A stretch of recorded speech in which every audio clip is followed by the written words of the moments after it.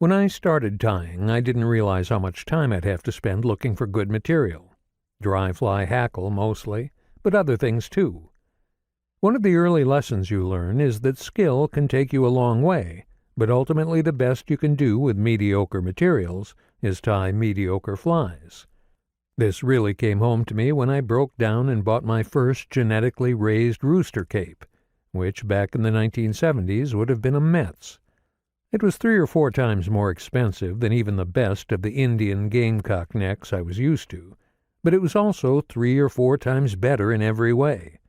The colors were clearer, the hackles were longer, less webby, and came in more sizes, including number 18, 20, and smaller, and there were more feathers on the skin. It was the beginning of a real dependence. This hackle was so good compared to what I'd been using that, like most other tires, I immediately couldn't do without it.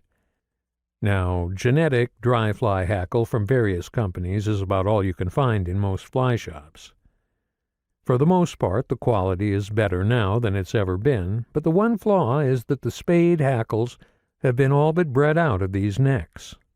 Spade hackles are the short, wide throat feathers that were once found at the edges of the widest part of a skinned cape. They're too stubby and wide to be used as wound hackle on anything but spider patterns, which are now seen as largely obsolete, but the barbs are long, shiny, and stiff. They're the best, if not the only, material for tails on many standard dry fly patterns. For a while, getting decent spade hackle was a struggle. I use genetic hackle for almost all of my dry flies, Hoffman and Whiting for the most part, and I'm happy to have it.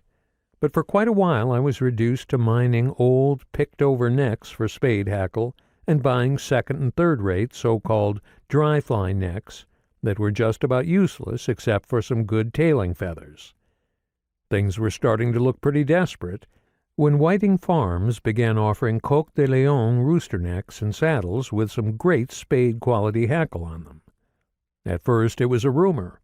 Then small sample patches of saddle hackle began circulating among the intelligentsia, and finally full skins began to turn up over the counter.